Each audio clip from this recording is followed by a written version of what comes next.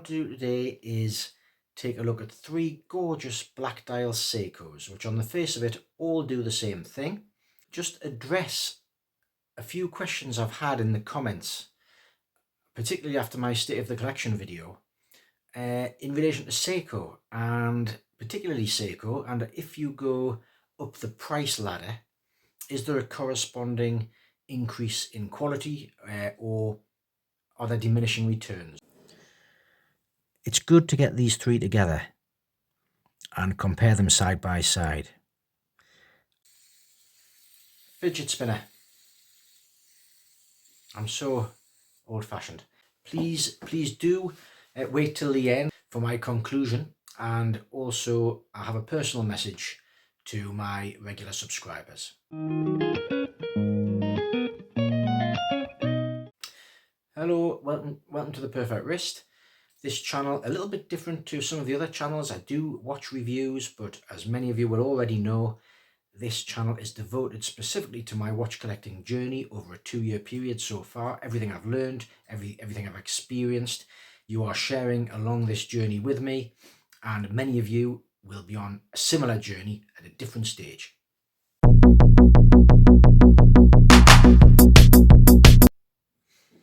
So, a little bit of fun today. Here we have my three absolutely beautiful black dial Seikos. All three are gorgeous. We've got the Seiko 5 SNKL 45 on the left, which retails for about £120 if you can still find one. The SARY 57 in the middle, which is no longer produced, but you can get similar. I would say the equivalent now would possibly be about £500 to £600. And then Grand Seiko on the right, the SBGV 215 Quartz. These retail for around £2,500. This was a used example. So what we're going to do, we'll just have a look, we'll work our way up and compare what you get in terms of finish, quality, durability, and wearability, how it looks on the wrist. So first of all, if we take a look at these two, the Seiko 5 on the left and the SARY 57 on the right, you can see there is an unmistakable Seiko design language going on there. They both have Dauphine hands. They've got minimalist script on the face, the dial. These dials actually aren't pure black dials.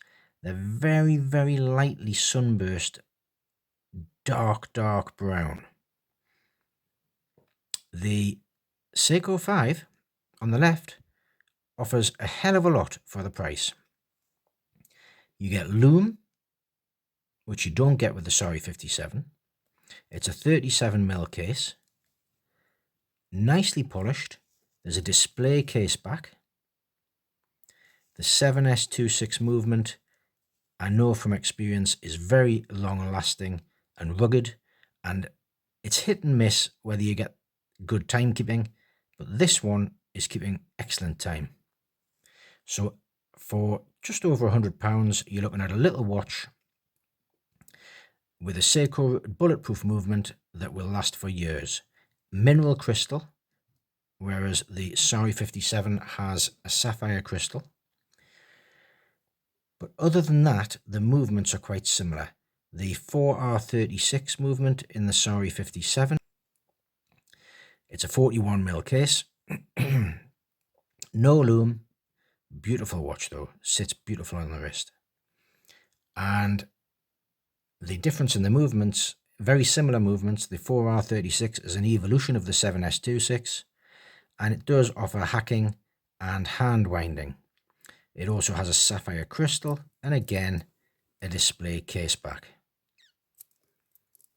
The bracelets that these watches come on, this is the standard bracelet. I find it quite comfortable. It's a mid-range bracelet.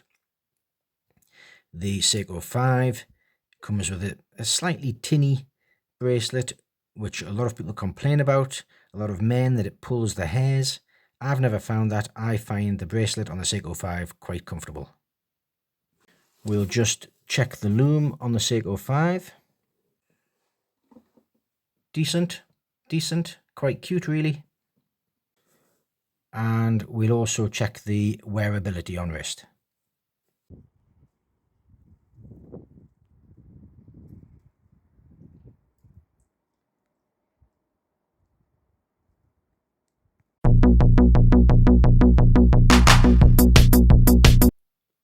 I really do think, for me as a Seiko buyer, that offers, I've said this before, that offers everything I would be looking for. But no loom. Let's just see how it looks on wrist.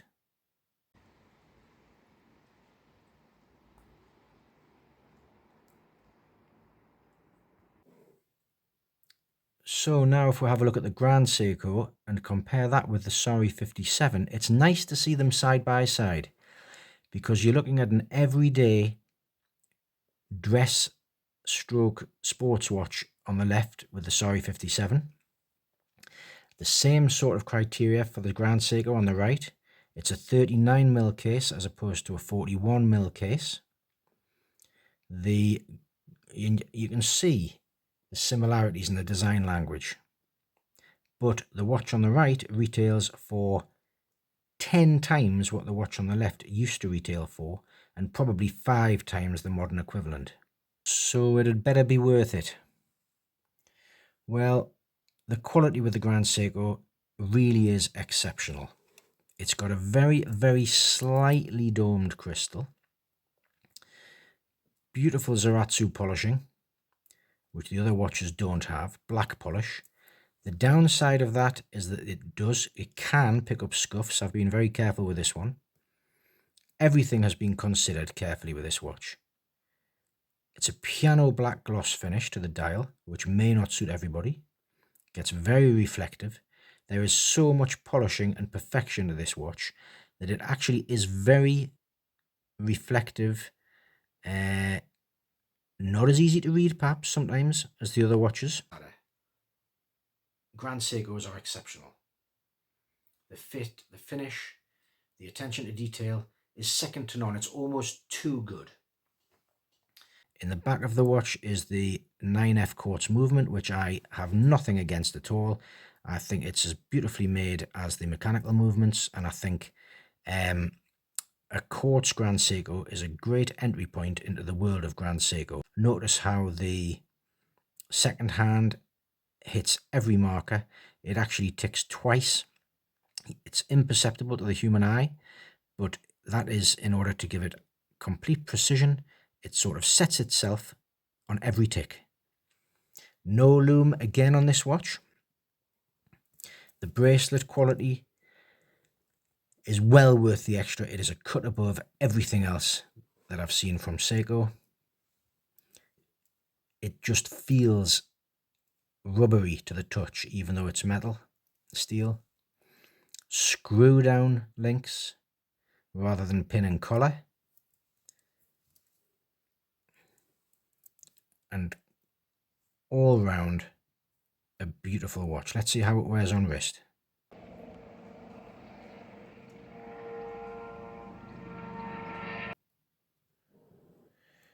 So do I have a conclusion looking at the three again? Still good after 7 years. So I do have a conclusion, just to bring this video to a close. There will be lots of debates, I'm sure, in the comments.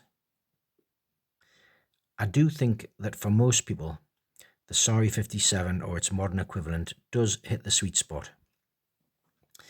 The 4R36 movement isn't to be underestimated. Seiko still use that movement, and it is rugged and bulletproof. I believe it keeps better time and is more reliable than the 6R movements, and I'll go on record for saying that. The Seiko 5 is a lovely bit of fun. It won't break the bank, and it offers 80% of what the others offer. The Grand Seiko, I would say, is reserved for those who appreciate true Japanese craftsmanship and who, because your average person in the street will not know any difference between the two watches on the right, but you will know the difference. But in conclusion, never feel shortchanged if you go down the lower value tiers of Seiko. That's what they're good at, and that's what they've always been good at. The budget, everyday quality watches, up to around £500 or £600, I would say.